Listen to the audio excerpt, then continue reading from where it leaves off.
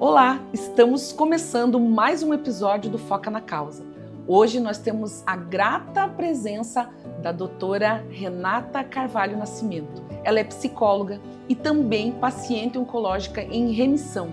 Ela vai contar pra gente um pouquinho da história que ela passou lá em 2019 e também vai falar da importância do tratamento psicológico nesse período do tratamento oncológico. Nós vamos falar de saúde mental durante o tratamento oncológico. Rê, seja muito bem-vinda aqui no Foca Verna. Claudinha, meu amor, muito obrigada. É um prazer enorme estar aqui, né? Muito obrigada pelo convite. Estar com você, confesso que resisti um pouquinho, né? Resistiu. Mas não podia, né, deixar de vir, principalmente por você, que é uma pessoa maravilhosa e tem uma importância incrível na minha vida. Né? Então, muito obrigada, é um prazer enorme estar aqui. E é recíproco. Gente, se vocês soubessem que faz mais de ano que eu estou tentando trazer ela aqui para o Foca, vocês não... Vou contar essa fofoca aqui na Deus Foca, do céu. né? Que foi difícil, mas ela está aqui e a gente Sim. vai aproveitar toda essa experiência, né? Claro. Que você teve durante o tratamento Sim. oncológico, o diagnóstico, Sim. e você como psicóloga também, né? Falar da importância, né, que tem o tratamento psicológico durante, né, o processo do câncer. Então, Rê, como é que foi essa questão do diagnóstico, a recepção tua em relação a isso e também tudo que você viveu lá em 2019, né, que você me disse? Sim.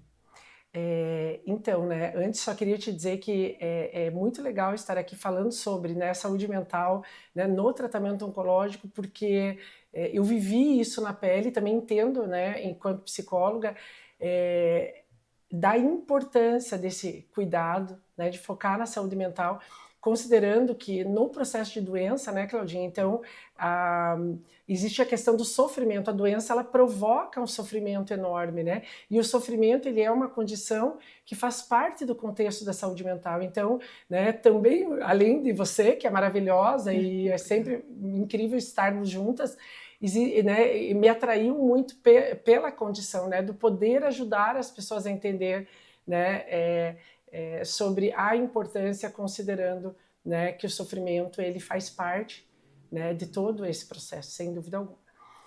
E aí, então, falando sobre a minha história, né, eu sou paciente em remissão, né, então eu tive um câncer de septo nasal em 2019, né, foi um processo que durou mais ou menos uns 6 meses, né, eu tinha um sangramento no nariz, então eu comecei a ter o sangramento, aí eu ia ao médico, aí no início a gente achou que era um vasinho que tinha rompido, e aí cauterizou, e esse sangramento ele continuou, então ele foi aumentando em frequência e intensidade, né? E aí eu resolvi ir para Curitiba tentar entender um pouquinho melhor, né? Porque aquilo não era normal, eu nunca tinha tido um sangramento no nariz. Não doía? Não doía nada. E assim, é interessante porque sangramento é algo normal, todo mundo tem um sangramento no nariz, mas eu, graças a Deus, achei que aquilo estava meio estranho porque eu nunca tinha tido. Então aí eu fui buscar e Dr. Marco César, um médico fantástico, que foi meu otorrino na época, e aí ele fez uma naso, né, que é uma endoscopia nasal, e aí ele percebeu que tinha uma lesão dentro do nariz. E aí ele me disse, Renata, a lesão é que está causando sangramento, então vamos tratar com antibiótico. E aí ele me passou uma pomada e pediu que eu voltasse dali 2 semanas. Aí eu voltei e ele fez a naso novamente e falou, nossa, mas não melhorou nada com o tratamento, com o antibiótico. Ele achou aquilo um pouco estranho e falou, vamos fazer uma biópsia, né? E aí foi quando a gente biopsiou, né? E 10 dias depois ali, ele recebeu o resultado, e aí o que foi muito bacana, aí começa a questão da importância, né, de essa rede de apoio profissionais, familiares, de saberem lidar, né, com a condição. Tamanha é a sensibilidade que a gente apresenta frente ao diagnóstico e à doença em si, né? Então ele foi incrível, ele me ligou, era dia 2 de janeiro, para me contar, né? Então ele ligou e ele aí me disse que, né, tinha vindo o resultado da biópsia e era um carcinoma, então um tumor maligno, né? Então ali a gente ficou 40 minutos no telefone, né? Então ele me passou, né, toda a situação e me disse algo bem importante. Ele disse assim, eu não sei se isso era real na cabeça dele ou não, mas ele me disse assim, você vai fazer cirurgia, provavelmente, você vai fazer rádio, talvez químio, né? Você vai ter que parar de trabalhar por um tempo, mas você não vai morrer disso. Claudinha, eu nunca esqueci. E durante todo o meu tratamento, só o que pipocava na minha cabeça era essa frase, né? Então, isso foi muito legal.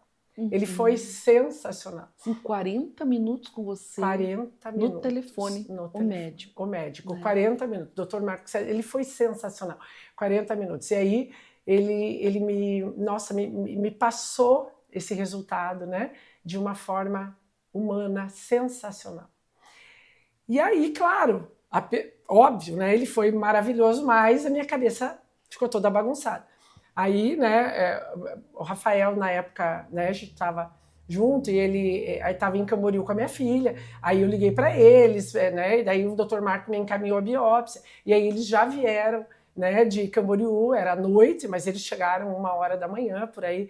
E aí eu passei a noite inteira com o Rafael conversando sobre isso. Claro, não conseguia dormir. Então, assim, o receber o diagnóstico foi um momento muito delicado, considerando que, óbvio, né, começam a vir, né, várias questões aí, né? É um susto porque a gente tem uma ideia do câncer como uma sentença de morte. Era o que eu entendia na época, né? Então, a gente sabe que é uma doença muito grave, mas passando pelo processo e tendo a oportunidade de cura, a gente entende que o câncer, sim, ele tem cura, né? Ainda que a gente, né, tá aqui você para provar isso. Exatamente. Né? Que tem cura. Exatamente. Que 2019 você já está em remissão, estamos em 2026. Eu estou em remissão há 7 anos, né? Então, até eu fui fazer exame de controle na semana passada, eu passo com o Dr. Guilherme, que foi meu quimioterapeuta todo ano, de 6 em 6 meses, na verdade agora que a gente estendeu para 1 ano. E aí ele me passou, assim, os exames que eu precisaria fazer, e eu falei para ele, tá, Dr. Guilherme, e as ressonâncias, né? Aí ele disse, mas Renata, até quando a gente vai com isso? Né? Daí eu falei, não vai ter mais? Ele disse, não, chega, você já está ótima, já se passaram 7 anos. E eu, nossa, que alegria, né? Então, a gente vai passando por várias etapas durante o processo, né? E essa etapa do recebimento do diagnóstico e até a gente se organizar no contexto doença, tratamento, né? Então, isso leva um tempo, né? Isso bagunça a cabeça da gente, por isso a importância da gente ter, né, um apoio, um cuidado especial com a saúde mental. Você teve apoio da tua família, a rede de apoio, a primeira família, e depois você também teve um apoio psicológico? Você frequentou psicólogos nessa época? Sim, eu já tinha minha psicóloga na época e ela me acompanhou durante todo o processo, né, o que foi maravilhoso. Né? O que foi maravilhoso. Porque você é psicóloga, sabe da importância, e como é que se diz?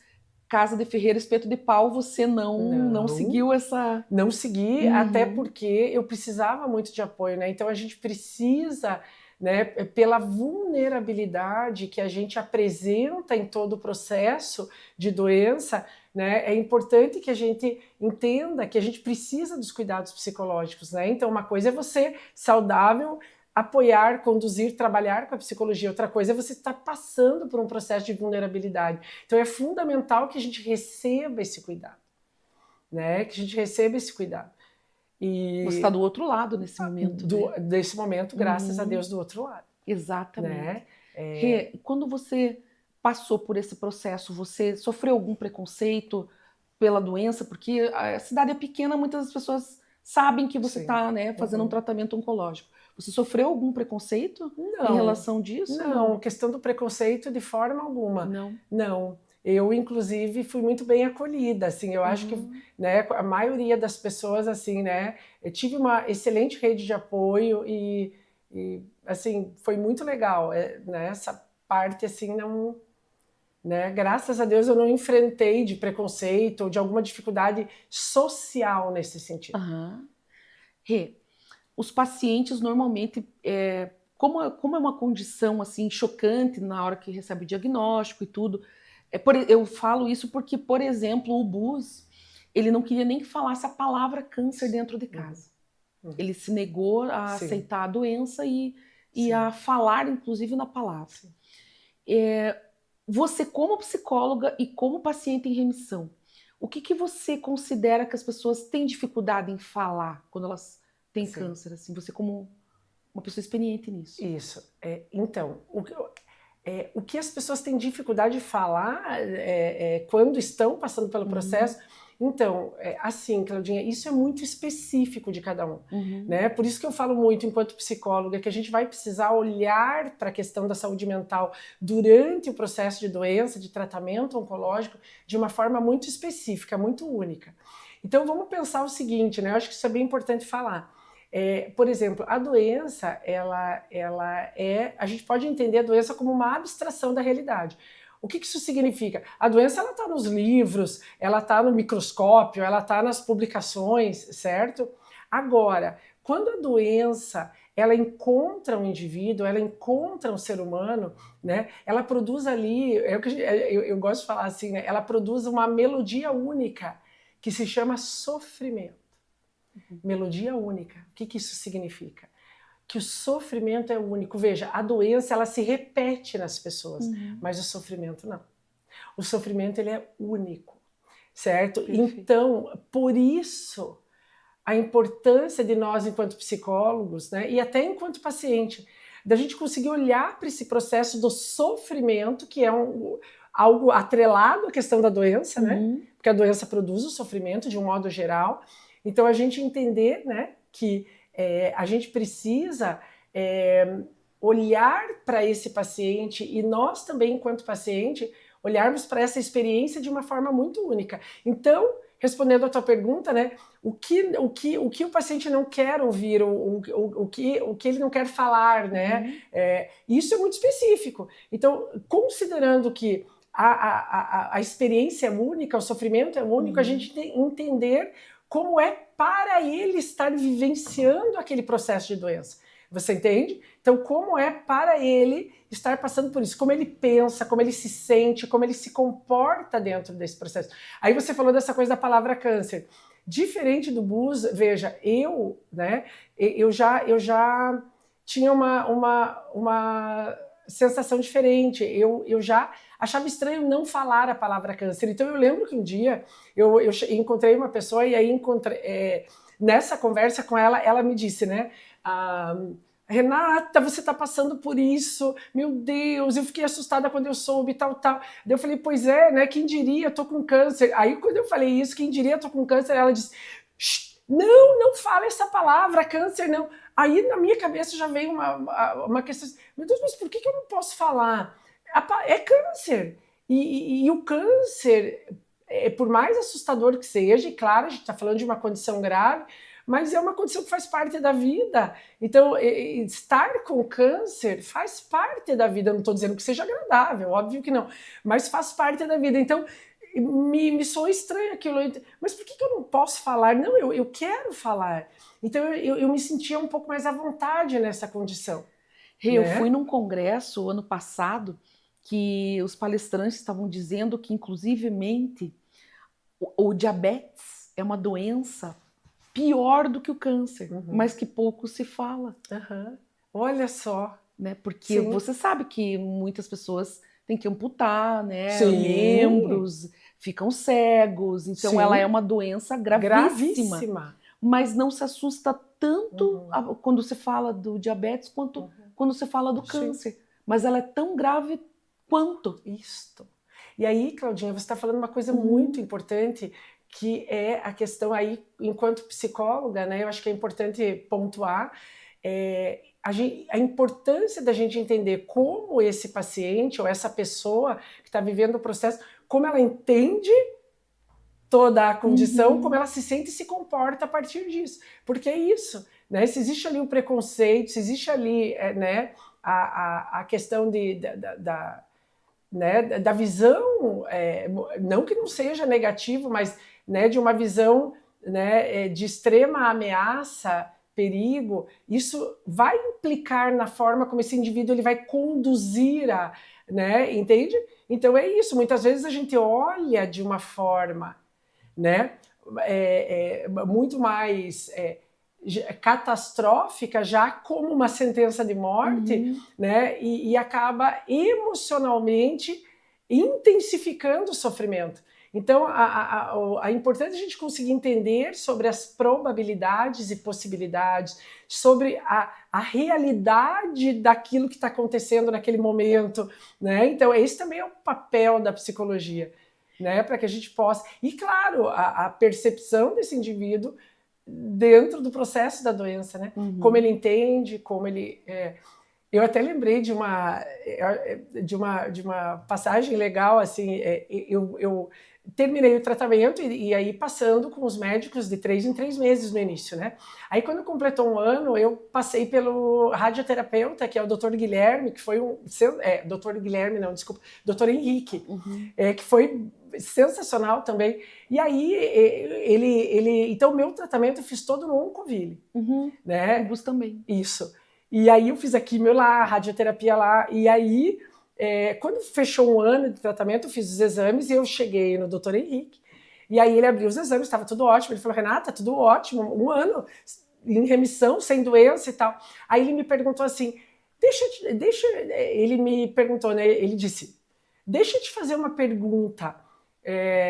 E aí eu disse, claro, e ele falou assim, como é para você, Renata, você vir aqui, depois de um ano, você vir aqui a cada 3 meses, consultar comigo, como é para você, né?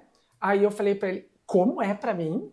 Eu falei, doutor Henrique, quando eu chego aqui no Oncoville, depois que passou tudo, que eu venho consultar com você, que eu entro aqui, que essa porta se abre, eu falei assim, a minha vontade é de erguer os braços, né, gritar aqui para todo mundo assim, obrigada, porque esse lugar salvou a minha vida.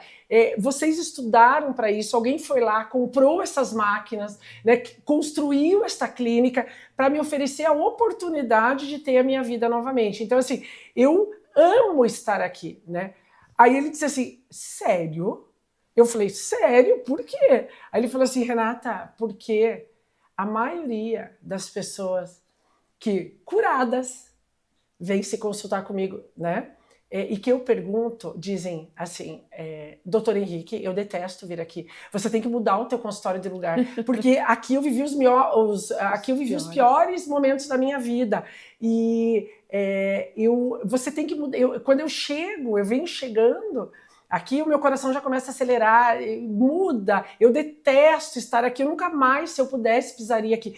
Então veja, a gente está falando desde o início até o pós-tratamento. Quando a gente pensa na questão da cura, como a gente encara esse processo? Porque isso vai fazer toda a diferença. Ou eu vou ficar presa, né, naquilo que passou e naquilo que eu vivi de negativo, ou eu vou olhar para isso de uma forma positiva, e isso sim vai me uma escolha. Ajudar muito. Pode ser uma escolha. É uma escolha. Né? Exatamente. Rê, você já fazia, porque você se cuida, né? Você faz academia, sim. Você cuida da alimentação. Sim. Você já fazia isso lá? Não. Assim, foi interessante isso, porque assim, eu cuido muito, né? Depois que eu passei pelo processo da doença, pelo câncer, eu tenho muito cuidado, porque eu quero estar bem, né? Então eu entendi que a questão de exercício físico, alimentação é muito importante. Mas olha que interessante o que aconteceu. Um ano antes, eu resolvi fazer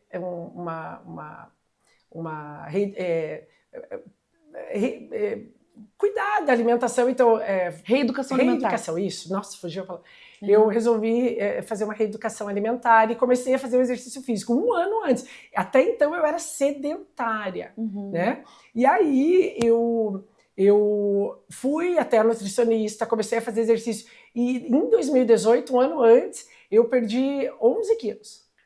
Então foi bem legal. Eu nunca tive tanto foco e naquele ano foi uma coisa bem legal, um movimento bem legal que eu fiz. Então eu comecei um ano antes. E aí veio a doença em 2019, logo no início, né, em janeiro. Aí eu perdi mais alguns quilos, tal. Depois eu fiz toda uma suplementação para ganhar 8 quilos, porque daí eu fiquei muito magra, né? Eu fiz rádio, quimio, então perdi muito peso por conta não conseguia comer e tal. E aí, mas então assim, já começou a fazer um sentido ali um ano antes, né? Mas depois da questão do processo, da doença, tratamento, eu me cuido muito. Hoje você tem uma reeducação alimentar que você segue sim. e os exercícios físicos. Você tem personal trainer. Tenho o Lucas, né? Então, personal e faço a academia, né? Cuido da alimentação. Porque eu entendi que eu quero estar viva por muito mais tempo, né? E isso, né, diz respeito a esse cuidado. A gente sabe que a doença, ela diz respeito a uma junção de fatores, inclusive, né, a uma questão ambiental, né? A forma como você cuida do teu corpo, da tua alimentação, então tudo isso da questão da saúde mental também, né? Sim. Que é aquilo que a gente estava falando sobre como a gente percebe. Em 2019 você já era psicóloga? Já. Aí você teve que parar um pouquinho. Isso. Eu trabalhei isso. O doutor Marco César, naquela conversa de 40 minutos, né? Ele disse assim, então, Renata, agora, ele me dizendo como conduzir, aí ele disse, agora você vai ter que parar de trabalhar, e eu estava voltando para o consultório das férias, né? Aí ele disse, você vai ter que parar de trabalhar e tal. Aí eu perguntei, por quanto tempo? Achando que ele ia dizer assim, sei lá, uns 2, 3 meses. Daí ele me respondeu, aquilo chocou um pouquinho. Ele disse assim, por tempo indeterminado. Uhum. Então, veja, tudo isso pega, né? Como assim por tempo indeterminado? Então eu vou morrer? Será que eu vou morrer e será que é tão grave ele não está me falando? Né? Então, aí isso tudo passa pela cabeça. Cabeça pira. Cabeça pira. Meu Deus, mas com toda certeza, né? E, claro, né, Claudinha, veja, a doença, ela tem uma médica que eu acho sensacional, que é a Ana Cláudia Quintana. Então, ela é autora daquele livro A Morte é um Dia que Vale a Pena Viver. Então, ela fala, numa das palestras dela, eu achei isso sensacional. Então, ela fala sobre, né, sobre a questão do sofrimento durante a doença, ou o sofrimento causado pela doença, né, por uma doença grave. Né, porque, veja, o sofrimento, ele né, a natureza, então a gente pode entender o sofrimento como a natureza de uma doença grave, né, que ameaça a continuidade da vida, né? Então o câncer, ele é isso, ele é uma doença grave que ameaça a continuidade da vida. Então o sofrimento, ele é a natureza dessa doença grave. Então ele faz parte do processo. E aí ela fala do sofrimento na doença, ela fala muito sobre que existem 4 tons de sofrimento. Eu acho isso incrível, né? O que ela quer dizer com isso? Que o primeiro tom, né, ele está na dimensão física, né? Então, o primeiro tom do sofrimento, que é o sofrimento físico, né, que é um sofrimento que faz muito barulho, né? Ele bagunça os outros tons. Ela fala dessa forma. Ele faz muito barulho. Ele é emergencial, até porque, claro, existe um risco de vida, né? Então a gente precisa focar nisso. Certo? Mas ele é muito pautado na questão científica, nos tratamentos, né? O que é que funciona em termos de tratamento físico para tal tipo de tumor, né? Então a gente está falando, né, muito do âmbito científico, da questão mais física, né, do processo da doença. Mas tem os outros tons. Isso. Então, sobre a questão dos tons, né? Então, o tom emocional, né? A dimensão emocional, né? Que é um tom dentro do sofrimento, né? Que faz parte do processo da doença como um todo. Então ela fala, Claudinha, é muito legal que ela fala assim, né? Que o tom físico, né? Que é essa questão, né? De mais barulhento, mais um processo físico, né? No sentido assim de carnal, tratamento, né? Carnal, urgente, enfim. E aí ela fala do tom emocional, ela fala que é um tom, aí sim, um tom muito mais complexo, um tom muito mais rico. E aí eu amo o termo que ela usa, porque ela diz assim, ela define que é um tom que tem uma qualidade Bach, né? Uma qualidade Bach. Então ela fala do Sebastian Bach, né? Músico, o refinamento, né? Da forma como ele conduzir a música, né? Então ela fala que o tom emocional, ele tem a qualidade Bach, né? É muito mais complexo, muito mais refinado, muito mais rico, né? Então eu amo essa comparação, essa passada dela, essa comparação, porque é exatamente isso. Então, quando a gente fala de saúde mental, a gente entender isso. Daí, claro, ela fala dos outros 2 tons, que é o tom espiritual e o tom social, familiar, que também são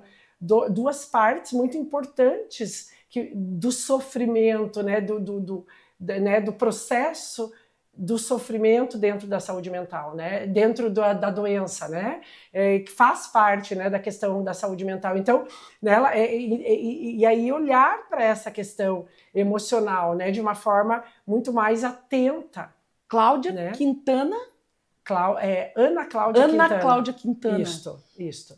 A morte é um dia que vale a pena viver. Vamos repetir para o pessoal que quiser ler, né? Tá, exatamente. Ela é maravilhosa e ela fala muito sobre cuidados paliativos no processo de doença.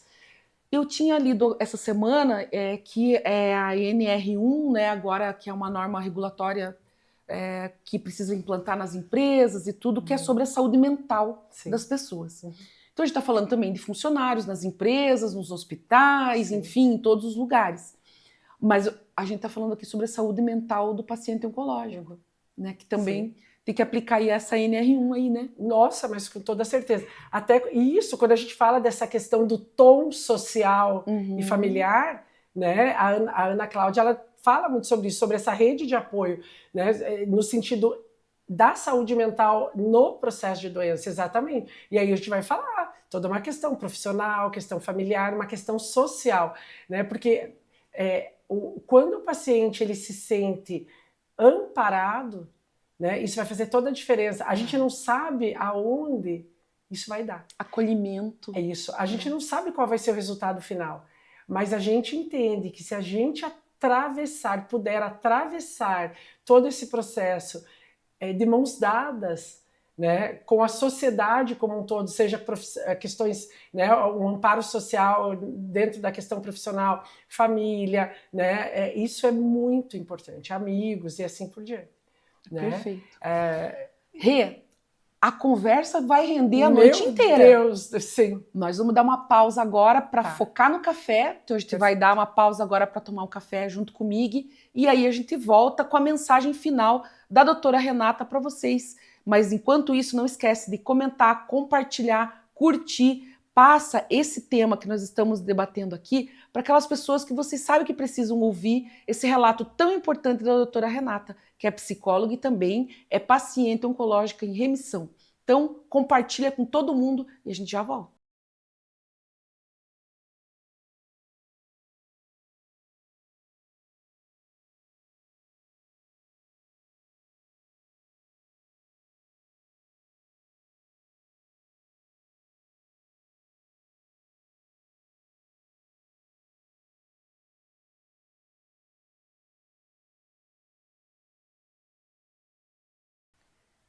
Então agora, depois que a gente já focou no café, agradecer todos os nossos colaboradores, nossos apoiadores, né, que ajudam o Foca na Causa a permanecer.